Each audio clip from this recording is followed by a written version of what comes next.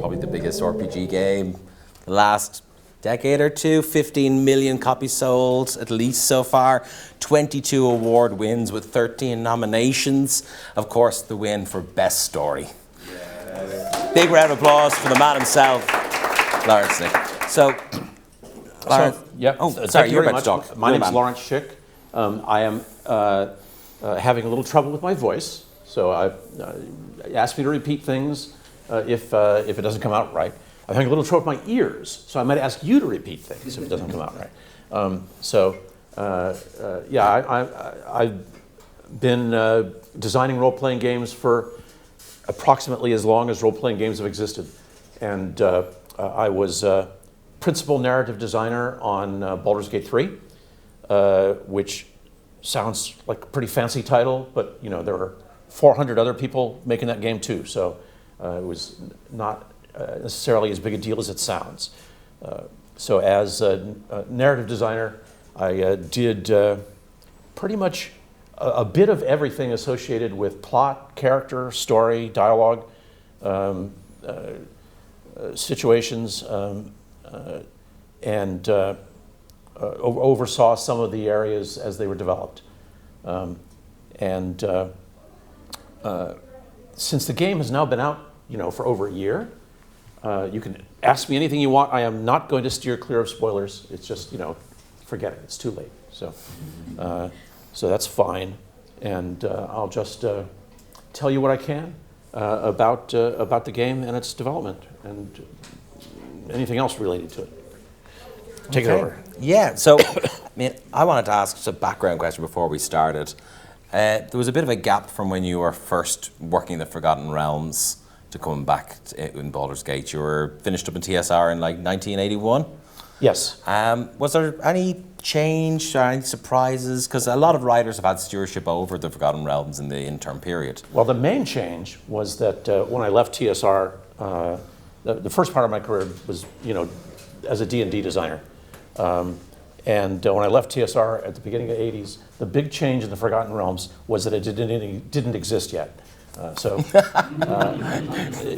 wasn't. I should have said Greyhawk. Yeah.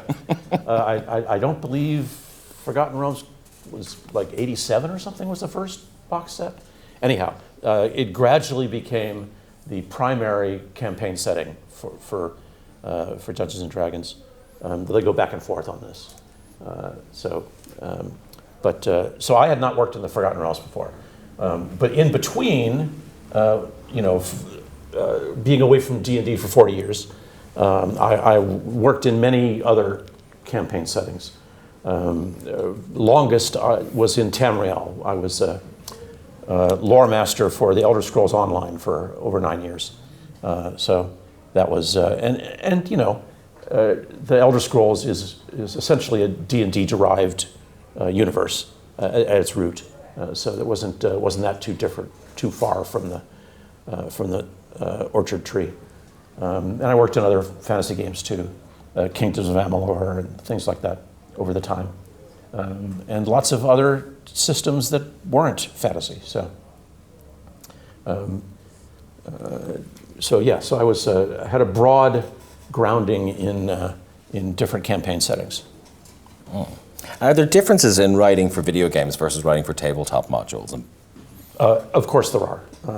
The difference is that when you're writing for a tabletop system, the most obvious one is that with the players sitting around a table, anything they can think up, they can do, and you can adjudicate it, have it happen, unless the game master says no, and then you get a new game master. But whereas for a video game, everything must be pre-programmed. Every permutation has to be thought of in advance and put in. And because we were doing, with BG3, we were doing a video game based on a tabletop game, we consciously set out to emulate the conditions of tabletop play insofar as that is possible in a video game. And so one of our guiding maxims when designing an encounter or something was unlike when you're designing narrative games in most of the business, right? The question was always, what would the player want to do here? And if the answer that automatically came to your mind was, no, we can't do that, and we say, nope, rethink it. Figure out how the player could do it. And so we tried to do that with as many situations as we could, in as many possibilities as we could. And we tried to do it as systemically as we could so that it could be extended easily to every situation. And that's why the game has a nearly unprecedented level of interactivity and reactivity to it, and why in most games, you go, gee, I wonder if I could do this. They won't let me do this. Our goal was in PG3, when the player says, gee, I wonder if they can do this, actually enable them to do it. Obviously, it's still physically impossible to cover every possibility. So being players ourselves, because Larian is a studio or development system, series of studios that specializes in choice and consequence role-playing games, and we're all RPG fanatics. A whole lot of us play tabletop games. So we had a grasp of what we were trying to emulate, and a feel instinctively, because we are players ourselves, of what players want to do, and what would be meaningful for them to find out that they could do, so that they would be thrilled and want to keep playing a game that is 100 hours long. I think that's some really good background sort of set for our discussion today. I've got a couple of questions here that were sent in by people who couldn't make it to the con this weekend. The streamer Deranged Rhino, who streams Baldur's Gate 3 online, he's also known as Ryan, he wants to know about Upper City. There's a lot of lore and mentions of Upper City within the game, but in the final cut, it's been left out. Can you give us a piece of story that was meant to happen there that we won't get to see? We thought we were going to. There are a lot of areas that building a role-playing world. You say, well, let's try this, let's try that. You try a lot of different areas. You never build it all, because some things turn out to be. You have at the end of the development cycle, you have limited time and resources. You pick the things that really help drive the main story forward the most. Actually, I did a lot of the plot and planning for Act 3, because I wasn't in for the entire length of the development, 6-year development of the game. I came in partway through, I drew maps of the Upper City. I drew maps of the Lower City, of Rivington, and of the Upper City, but we never built the stuff in the Upper City that I drew maps of, because when we actually plotted out the arcs of the stories, which had to do, you've got your core story, your main story that drives things forward, and then you've got your companion stories that kind of wrap around that core story like cables around the main cord, and then you've got all the players' choices that would lead away and then lead back. And it turned out that none of those were really, none of the things that took place in the Upper City were really essential to any of those things. So we didn't build it, except that we knew we were going to have the final battle take place in the Upper City over the High Hall. So we built that, and we built the top interior of Ramesses Tower, where Loroakan hangs out. And that's all that we built of the Upper City, because that was all that was really pertained to telling the story. Other stuff, we had, the Upper City's got, that's where the main Gandhian temple is and stuff, but we already had the Steel Watch Foundry in the Lower City. Why do you need 2 Gandhian places? You don't. And the similar thought process was followed on, there's a big famous market up in the Upper City called the Wide. We thought we were going to build that, but we already had markets in the Lower City. How many markets do we need? We don't need that. So that's the kind of triage that you do when you're developing a game.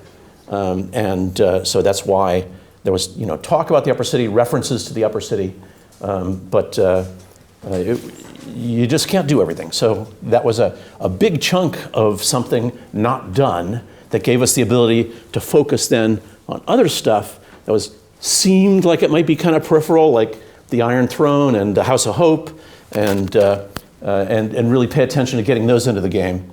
Whereas otherwise, if we had to build out the whole Upper City 2, we just wouldn't have had the time and resources. We have actually, relevant to that, I have another question here from one of our fans and friends who couldn't make it today. But they wanted to know, are there any pieces of it that you particularly fought for or really wanted to have in the game and either managed to fight the case or didn't and got it cut? Here's the thing. We don't usually talk at Larian much about, I did this, this is my thing, I developed that, because everything gets touched by so many people. So many disciplines come into making every part of the story that for me to say, yes, I invented that it's just not correct. Because I was at the head of the waterfall on some of the narrative design, so I did some of the overarching plot ideas for what was going to happen in Act 3 and what were the places that we were going to build out in the lower city. And probably 80% of those went by the boards. So like 20% of the stuff that I initially plotted out got into the game in some way, shape, or form. But I didn't build it, right? I can't say that I sketched out the original map and came up with the idea for the Iron Throne, but I didn't build it. 14 other people did. I did maps and stuff for the House of Hope, and lots of other people redid it. House of Hope was redone 4 times. It's difficult for me to point to something. One thing that I have mentioned in the past that was very striking is that when we were plotting out the end game, in a couple of paragraphs I sketched out the scene of the Netherbrain hovering over the hall, and the Nautiloids swirling around and shooting their guns, and the dragons against the stormy sky and stuff, and then forgot about it, right? And then like 2 years later, I saw the result of that scene that 65 other people had worked on in the meantime, and it was a movie, So yeah, I wrote the first 48 words describing that, and then 2 years later, it was this fantastic result. So, fantastic. Jumping on from that, because you are kind of the Lord. So this is a question maybe you could definitively answer. One of my personal friends who I pooled for the questions today is a big fan of Withers. Mm-hmm. And we know there was sort of things that were cut from the game people have data mined, so they know there's another name attached to Withers. Can you call it exactly who Withers is? Well, actually, one of the first things I did when I was hired at Larian was that they had this character in your camp whose name, his display name was the Talkative Skeleton. I said, no, we're not doing that. So I came up with Withers, and I did a lot of naming. That was part of my narrative thing. So, yeah, he's not the Talkative Skeleton because that's a dumb name. So. Is he the god who gave up his power? He is an avatar of that god. Oh, is that confirmed? It's confirmed in game if you read enough stuff and put all the pieces together. So I'm not telling you something that's not in the game. Okay, so I need to go back to him now and tell him to work harder. Mm-hmm. That's okay with me. And you to put all the pieces together, you may have to go as far as the final post-game celebration, where there are letters and notes and things that certainly tie up some of the loose ends. that were previously raised in various places in the game. It's also some that muddy the waters, make it worse. Little red herring. I've got a lot more questions, but I think we've been sort of 20 minutes, me and you talking. I wonder, does anyone in the audience have any questions? Oh, hold on. Oh, we do. We're very equipped, spared no expense. Is it on? Yeah, too expensive. Hello? Is it on? I don't know. Yeah. It's not for volume, it's for the video only. There we go. We got an answer. You're still going to have to speak loudly and clearly so everyone can hear I can you. translate if need be. Especially me. Okay, so from the game, there's certain situations, certain playthroughs, without leading too much into spoiler territory, but like the Dirge playthrough especially, where... Dark Urge he's referring to. Yeah, where the onus is taken away from the player from certain events that happen. How did you come about deciding which parts should be decided and which bits shouldn't be? Yeah, I actually worked on some of the conceptualization of that character and their role. What we did was we made so the Dark Urge is a character who it's a player customizable character who has a backstory that ties into the rest of the game, unlike other custom characters who just have backgrounds. So the backstory of the Dark Urge actually ties into the Absolute's backstory. So the balancing act on the Dark Urge was to have enough of the grim and murderous options that appear to really give a lot of flavor to it, but having very few places where you actually impose something on the player's game. And I think we only did it in like 3 places at tops where we said, you do this. Yeah. And that was to make sure you knew we meant it. Yeah. Like the Althera part Yes. being the biggest one that most Yes, that being the most controversial and Yeah. Oh, I thought it was great. It worked perfectly for the story, so it made sense. It was just interesting that it was like you couldn't choose to do that. You could choose to give into it, kind of thing, like you could with the Illithid powers and stuff. So. yeah. So lots of hints and only a few explicit events was the balance that we went for to make that character work. Thank you. Fantastic. Do we have any other questions from the audience? I saw you were brimming with a question there a moment ago. Well, it looks very similar to brimming with questions. I know we had a rule, no K's in the surname, but... What do you say? Oh, fantastic. We've got a mic man. Hold on. Very important. You hand that to Doug there.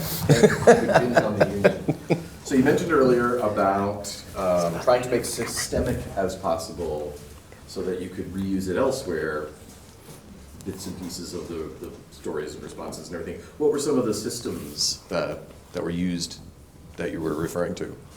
The systemic solutions to problems are mainly magic and combat tool set, but there are also dialogue systems and solutions. So we came up with, there's based upon the standard 5e D&D rules, there are systemic checks on things like persuasion and intimidation and things like that. So those are pretty standardized. And we tried then, because as the game progressed, we kept adding layers of reactivity for different backgrounds based upon species and character class and character background chosen in the beginning of the game and stuff that you've done since the beginning of the game. And so keeping all those things in mind, sometimes there would be options in dialogue that would unlock things based upon 1 or 2 or even 3 of those things being true. Some of them came up very rarely indeed. But if you had enough of those things being true, then it was, it seemed really right that you should be able to have an influence over the course of this interaction. So we looked for things where the player would say, because I'm a dwerger, I should be able to do this. And then, we would try to put that in there. So that's what I meant by those sorts of things.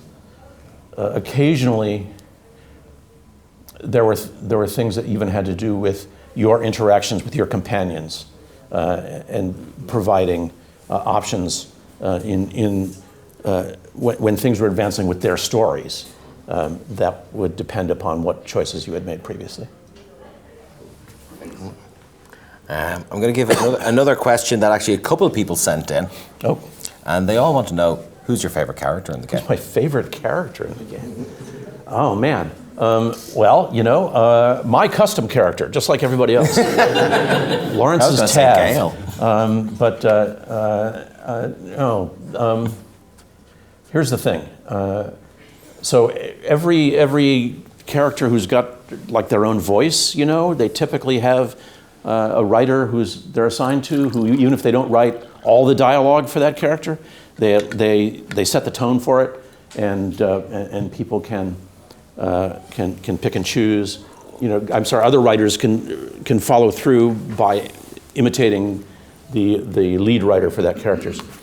And so, if I pick a character, then I'm picking a friend who wrote that character. So I kind of don't want to do that. No favorites. Maybe I will anyway. Let me think.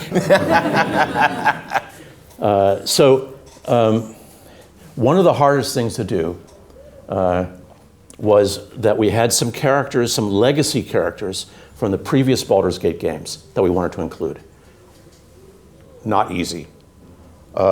Because not only because of those games, history of and heritage of player choice and changes and characterizations, those characters could often have different story arcs that came out.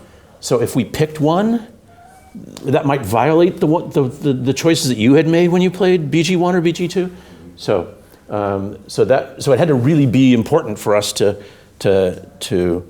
nail somebody down, right, into the history of what had happened before.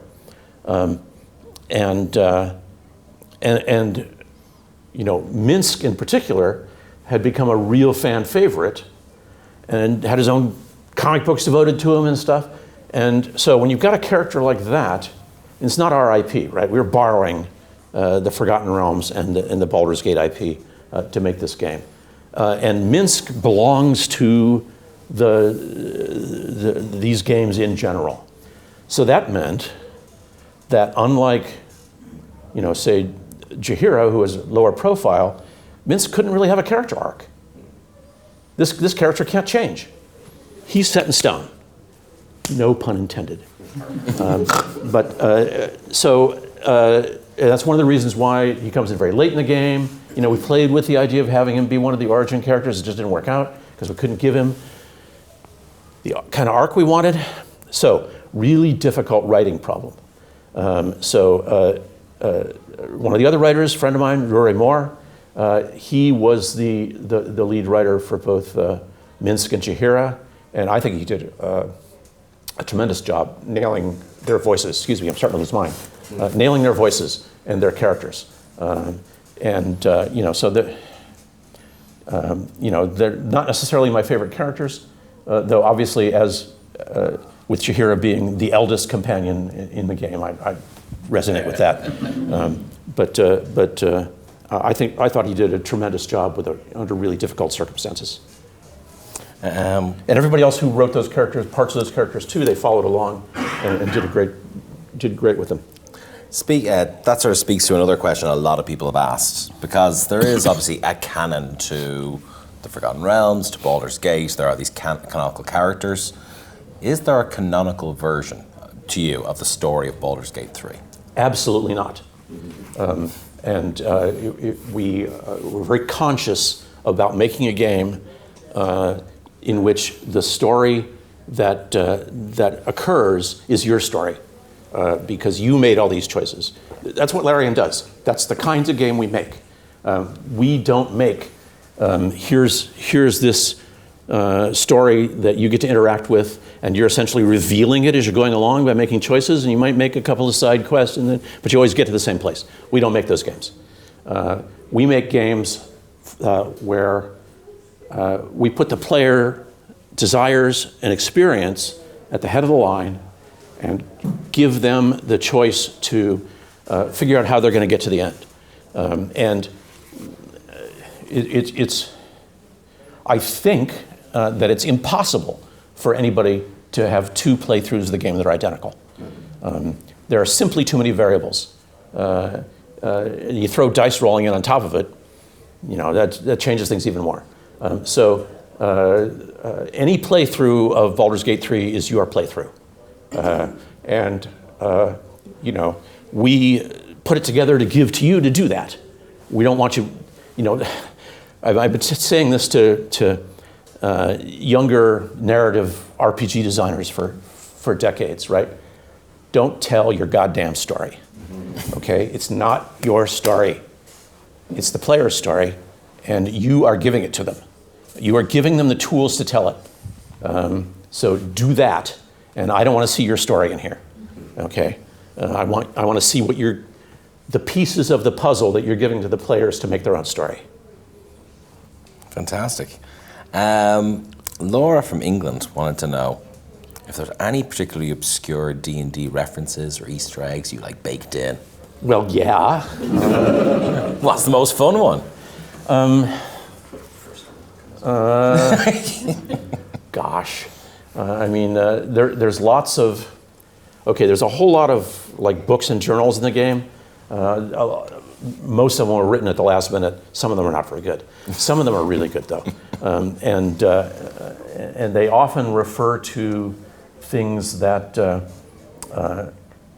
really struck the writer of that book, because the writer was a D&D fan, as most of us are or were. Some of these things are obviously go back to what people really remembered and enjoyed about the first Baldur's Gate games. So even though they don't appear in PG3, there are references to lots of characters and events from those previous games that if you don't get it because you didn't play those games, doesn't matter. But if you do get it, it might matter. Like when you, if you finally recruit Minsk in the abandoned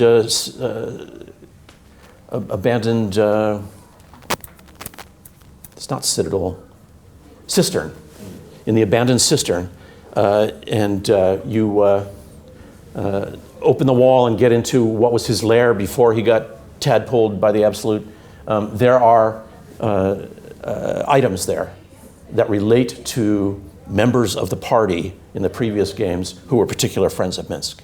So that brings back connections, and it was worth going to the trouble for that, not just as fan service, but because they illuminate something about the character here and now. So we felt that was worth doing. Nice. I love a question from the audience. Hold on, Mike Man. He thought he was retired. He did so well there. He was on the money. I was just curious, when you're talking about developing scenes and characters, would it be just a table read between the whole development crew, or would you actually get down with dice and actually play the character in a D&D situation? Okay, we did not do any of that as far as, we're mostly tabletop players, but we didn't actually play through scenes because we were not making a tabletop game. We were making a video game, and so we do table reads, and we do back and forth, just to make sure that things sound right and stuff. But we don't play through actual scenes. For one thing, even though we did a fairly close job of trying to get as much of the 5th edition D&D into a video game setting as we could, we had to change a lot of stuff. We would have had to have had like our version of the rules in order to play through these things, and we just didn't have the wherewithal to do that, and we didn't see the need for it. Yeah. No, we definitely share dialogue around, to get responses from other writers, and our creative director Sven, he reads just about everything and tells us what he likes and what he doesn't, so there's a lot of work put into the at least the main parts of the most hard-hitting, most consequential parts of the story. A lot of people have looked at that by the time it goes off to the voice actors. Look at him go! Do we anyone else want to jump in with a question? Oh, fantastic! Right, 1 and 2. We'll go over here first. The dam is breaking. So, after introducing a lot of friends to the game, they all fell in love with our favorite tiefling barbarian, Karlach. Mm-hmm. And they kind of wanted to know the reason behind not being able to fix the Infernal Engine at the end of the game. You only can get so far, and then, depending on choices made, Karlach either perishes or she heads back into the hells with your PC character, or... Yes, it's because sometimes a story is a tragedy. And with a character like Karlach, who is in some ways the most, bubbly and positive character in the game, having that character have a tragic story arc makes it that much more meaningful. And, it's in a world where we try to have every choice have a meaningful and significant consequence, not every choice, but as many as possible. If every single thing can get fixed, then nothing matters. So we had a few things like Karlach's engine that are beyond your ability to fully mitigate, because that gives the world resonance and depth, and it makes it seem less like a game and more like a story with real characters. So yes, lots and lots of people have complained about that, and good, because that means that we touch them at that point. So after release, there were we started veering toward hints about being able to there being offstage ways to correct Karlach's engine, but we never put it on screen because that would have violated where we'd gone before. Got to stick to your guns, stick to your story. Commit to the bit. Mm-hmm. Nice. Yeah, that got quite heavy there. Yeah. I think we don't shy away from that stuff, though. No, heavy is, and obviously the game does feature a lot of heavy topics and some pretty dark stuff. Ben, have you got the mic there? You got a question for us? There must be a lot about what you do that you love, but what's the Mondayest Monday, the things you dread doing, the kind of how do you eat your vegetables when you sit down at your desk? Oh gosh, that's not the usual question. Tell us the boring stuff. Okay, so I'm a writer, right? And I'm not an engineer. Every day you come in, and there is a new build that was made overnight that includes everything. And it's made overnight because we've got 7 studios around the world, and so we're working 24/7. So there's always a new thing. And so you come in the morning, and you update your build, and you update your perforce and all the data that goes into the build, and then you wait to see if it works. And if it doesn't work, I ain't got any time for that. I'm going to revert to a previous build or something like that. I don't. I just want the damn thing to work. I've got stories to write, so that's my Monday thing. And Tuesday and Wednesday and Thursday from the sounds of it. Okay. Do we have anyone else in the audience who has a burning question? Absolutely. Mike Mann! Look at him go. Not all heroes wear capes. Some of them wear high vis. I was wondering what it was like for you to play the game as one of the writers for the game. What is it like to play the game? Yeah, what was it like for you to play the game? Well, here's the thing. As I said, it's a year and a half since release. I still dip into it occasionally. The game is so big that every time I play it, I still see things I didn't know were in there. That's wonderful. Because the way we work is because we hire for people who are passionate about these kind of games and understand the game we're making. You get, okay, you are in your discipline. You make level design, or you make objects that go on tabletops or whatever. And once we understand that you know how to make the kind of game the rest of us are making, we just let you go.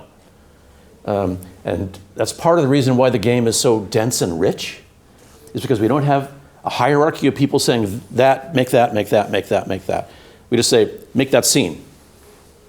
And then a bunch of people do their passes with their different disciplines, and they make that scene. So when we shipped the game, one of the reasons why we didn't ship it, thank you. One of the reasons why we didn't ship it with the final party and stuff happening was because there was no single person who knew everything that was in it.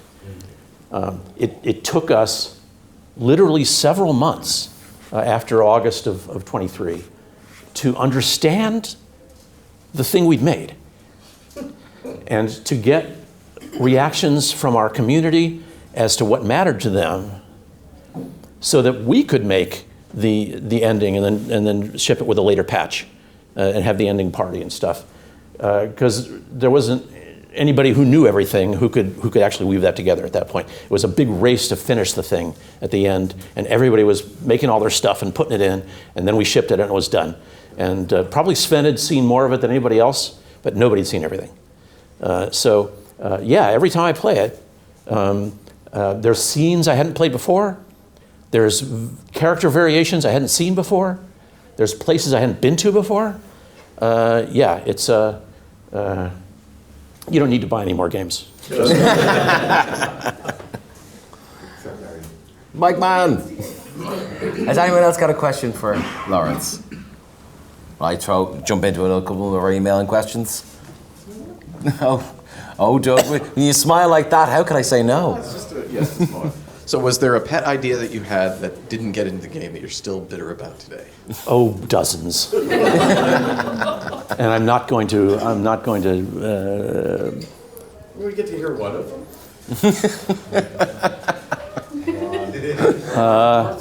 Let me think.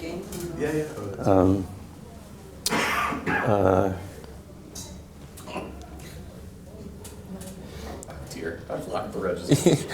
Yeah. He's red ringing. You've just Right, broken not it. that. Not that. No, I'm not going to talk about that. No, I'm going to duck this one. Okay. Are you saving them for another project? Am I saving them for another project? No, I am not. We're working on a new project now, and it's a different game. It's still the kind of game we make. But the thing is that when you're making games like this, you literally come up with hundreds of ideas a day, and you throw out 96 of them because they don't fit, or somebody else throws it out because it didn't fit what they were doing, or whatever. It's all got to blend. Getting attached to an idea that you really want to get into the game, and then riding that pony over the cliff, it's just not worth doing. Think of some other ideas. That's what we do. I'm curious, because you're a veteran in the industry. I know that you're a real artist when it comes to this stuff, so I'm wondering, Are you still learning? And what did you learn from Baldur's Gate 3? Okay, the reason I love working in role-playing games, and have from the beginning, is because it's a brand new art form. You know, yeah, there have been role-playing games around for 50 years, but the other way to look at it is role-playing games have only been around for 50 years. So every day, every week that we work on pushing the edge of role-playing games, we're making up new stuff. That's what I love. That's what takes me in every Monday, even when the build might not work. It's that I am still doing stuff. I'm going to be 70 this year. I am still doing stuff I've never done before. After Baldur's Gate 3, I could probably go and work at a narrative design or a management job anywhere in the business and be well paid and thanked for it and stuff, and do the stuff I've done before, and I'm not interested. I want to continue doing stuff I've never done before and nobody else has ever done before. And that's the delight of working on really full-featured role-playing games. Are there any projects you haven't had a chance to work on yet, but you'd like to? Any particular franchises or genres? Well, when I worked at Bethesda, I really would have liked to have worked on a Fallout game, but I never got the opportunity. Now that it's fine. We never got 76, the Lawrence version. That would have been good. Yeah. That would have been better.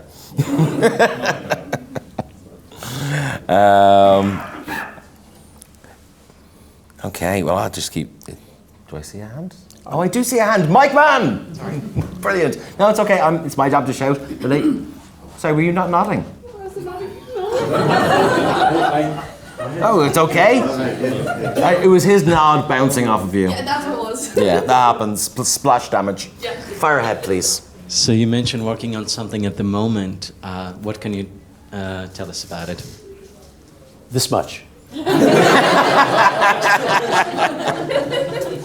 a game. I don't want to die. Don't make me kill it. It's another little red dot disappears. It's another game that is the kind of game that we make. Good question. All right. I already know the answer to that one. Go on. As far as I'm aware, none of the origins are swashbucklers. You can get it as a subclass. Mm-hmm. I'm shocked. I wasn't on the systems team. So it wasn't my call. Sorry, repeat the question. Pardon? Repeat the question. Oh, I happen to know that Lawrence's favourite class is a swashbuckler. Oh, right. And although it's a subclass available in the game for a custom origin, it's not one of the preset origins. But it's in patch 8, which will be out very shortly. Oh, nice. I lined that up well. Yes. So that's the answer to my question. Yes. Like swashbucklers and not get it in the game. You did. It just took a long time. With that in mind, Oh, Mike Mann. Thank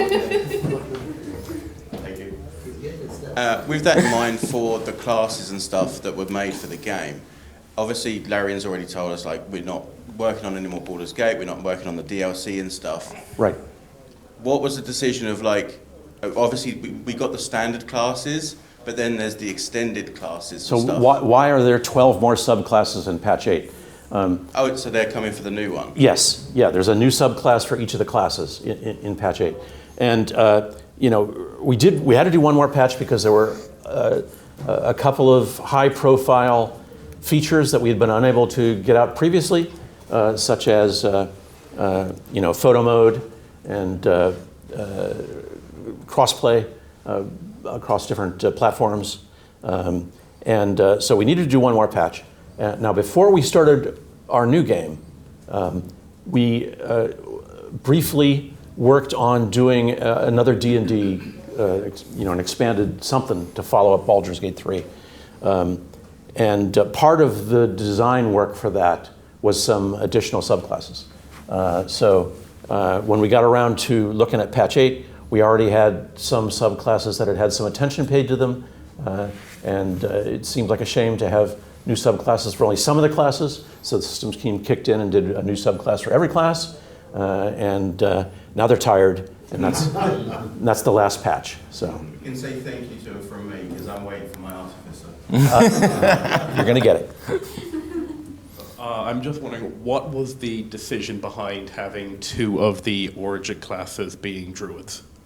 Fan service. Players loved Halsin. You know, we had already decided we wanted to have Jaheira because obviously, I mean, she's a great character. And then Halsin was essentially an Act 1.5 character who took off during early access. We pay a lot of attention in early access to what the players want and don't want. We don't give them everything they want because sometimes they're wrong. But Halsin was a character that was, we could see how to fit him into the party, and yeah, there's some duplication in class between Jaheira and Halsin, but they're so different from each other that we felt from a character standpoint that it was fine. We don't decide which companions we're going to include to try to have the checkbox of hitting every class or type or anything like that.